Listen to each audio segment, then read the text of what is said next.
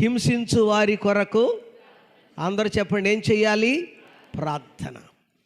ఎన్నడ నీ చేతులు ఇరిగిపోతాయో, ఎన్నడ నీ నోరు పడిపోద్దో, అయినా నన్నన్నా వాళ్ళు ఎవరు బతికి బట్టగట్టేరులే, ఇలా శపించకూడదండి. యేసు రక్తమే మీరందరూ అలాంటి వారు కారులేండి, ఊరిని చూడబాకండి. స్తోత్రం చెప్పడం ధర గట్టిగా 2 చేతులెత్తి చెప్పు బిగ్గరగా, స్తోత్రం. మిమ్ములను హింసించు వారి కొరకు చెప్పండి, ఏం చేయాలి? ప్రార్థన చేయుడి. నేను చెప్పే మాట కాదు ఇది, సాక్షాత్తు ప్రభువారు ఆయన చెప్పుచున్నటువంటి మాట. మత్తయి సువార్త 5:44 చదవండి. మత్తయి సువార్త 5:44.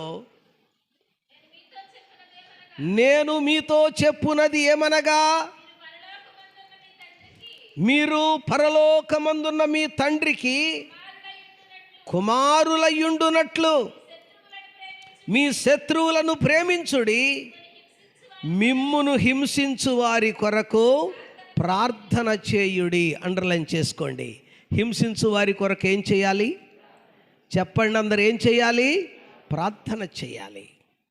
ప్రార్థించడంలో ఉన్నటువంటి విధానం ఏమిటంటే, మన కొరకు మనము వ్యక్తిగతముగా చేసుకుంటాము, మంచిదే. సమాజంలో చేసేటప్పుడు మనము ఇతరుల కొరకు చెయ్యాలి, ఇతరులు మన కొరకు చెయ్యాలి. అది ప్రార్థించవలసినటువంటి విధి విధానం. సరే, దాన్ని విడిచిపెడుతున్నాను.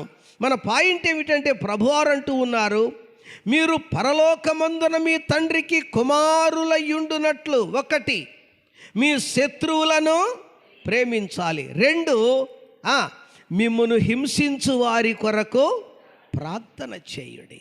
హింసించే వారి కొరకు ఏం చేయాలి? వినపట్ల గట్టిగా చెప్పండి, ఏం చేయాలి? చేస్తున్నామా? ఎంతోమంది హింసిస్తూ ఉంటారు. నమ్మిన స్నేహితులే హింసిస్తున్నారు, నమ్మిన తల్లి తండ్రే హింసిస్తూ ఉన్నారు, నమ్మినటువంటి తోబుట్టువులుగా ఉన్నటువంటి అన్నదమ్ములక్క చెల్లెండ్రులే అనేక రీతులుగా హింసిస్తూ ఉంటారు. మనము నమ్ముచూ ఉన్నటువంటి ఇరుగు పొరుగు వారే మనల్ని హింసిస్తూ ఉంటారు.